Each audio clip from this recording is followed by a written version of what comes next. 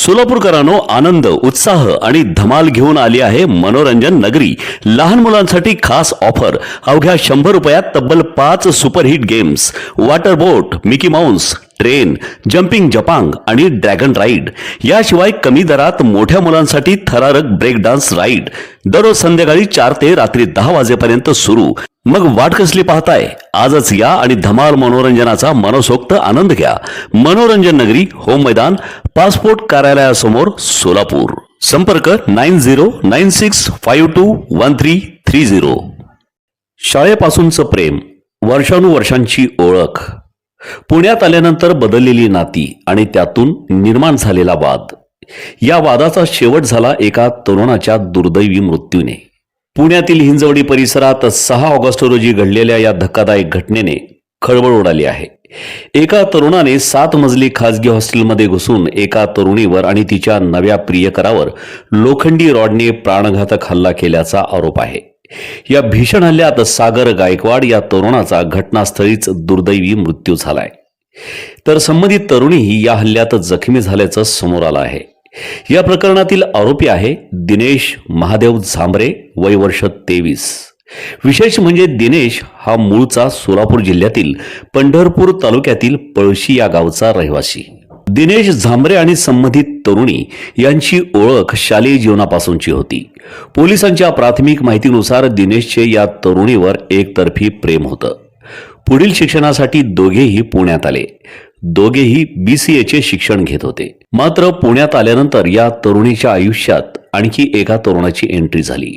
सागर गायकवाड त्या तरुणाचं नाव. तरुणी आणि सागर यांच्यात जवळीक वाढली आणि हीच जवळीक दिनेशच्या मनात अस्वस्थता निर्माण करण्यास कारणीभूत ठरली. 6 ऑगस्ट रोजी हिंजवडी परिसरातील एका 7 मजली खासगी हॉस्टेलमध्ये अचानक एक तरुण पोहोचतो. हा तरुण होता दिनेश झांबरे. हॉस्टेलमध्ये प्रवेश केल्यानंतर तो संबंधित तरुणी आणि सागरच्या दिशेने गेला आणि काही क्षणातच परिस्थितीने धक्कादायक वळण घेतले. दिनेशने तरुणी आणि तिच्या नव्या प्रियकरावर लोखंडी रॉडने प्राणघातक हल्ला केल्याचा आरोप आहे.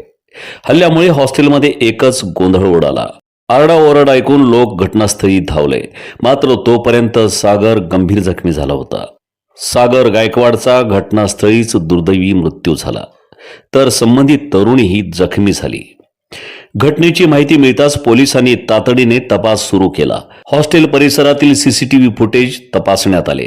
घटनेपूर्वी आरोपीची हालचाल काय होती, तो हॉस्टेलमध्ये कसा आला, घटनेनंतर तो कोणत्या दिशेने निघून गेला, या सर्व प्रश्नांची उत्तरे शोधण्यासाठी पोलिसांनी CCTV फुटेजचा आधार घेतला आहे. घटनेनंतर दिनेश झांबरे कारमधून पुणे सोलापूर महामार्गाच्या दिशेने निघाल्याची माहिती पोलिसांना मिळाली. हिंजवडी पोलिसांनी तातडीने ही माहिती उरुळी कांचन पोलिसांना दिली. त्यानंतर उरुळी कांचन पोलिसांनी नाकाबंदी केली. संशयित वाहन अडवण्यात आलं आणि दिनेश झांबरे याला पोलिसांनी ताब्यात घेतलं. त्याच्याकडील कारही पोलिसांनी ताब्यात घेतली. यानंतर पुढील तपासासाठी आरोपीला हिंजवडी पोलिसांच्या स्वाधीन करण्यात आलाय. पण या संपूर्ण घटनेमागे नेमकं कारण काय? शाळेपासून असलेली ओळख, एकतर्फी प्रेम, पुण्यात आल्यानंतर तरुणीच्या आयुष्यात आलेला सागर आणि त्यातून निर्माण झालेला वाद, या सगळ्या घटनाक्रमाचा तपास आता पोलिसांकडून केला जात आहे. घटनेपूर्वी आरोपी आणि सागर यांच्यात काही वाद झाला होता का? आरोपीने हॉस्टेलमध्ये जाण्यापूर्वी काही नियोजन केले होते का? हल्ल्यामागे नेमका कोणता हेतू होता? या प्रश्नांची उत्तरे तपासातून समोर येणार आहेत. शाळेपासूनचं एकतर्फी प्रेम, पुण्यात बदललेली नाती आणि त्या नात्यांमधून निर्माण झालेला संघर्ष, याचा शेवट झाला एका तरुणाच्या दुर्दैवी मृत्यूने.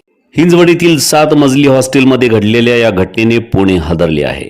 या प्रकरणाचा तपास सुरू असून आरोपीची नेमकी भूमिका आणि हल्ल्यामागील कारण तपास पूर्ण झाल्यानंतरच अधिक स्पष्ट होणार आहे. मात्र प्रेमात नकार मिळाला म्हणून हिंसेचा मार्ग स्वीकारणे हा कोणताही पर्याय नाही. नात्यातील मतभेद संवादाने सोडवणे हाच योग्य मार्ग आहे. हिंजवडीतील या धक्कादायक हत्याकांडाचा तपास आता कोणते नवे खुलासे करतो, याकडे सर्वांचे लक्ष लागले आहे.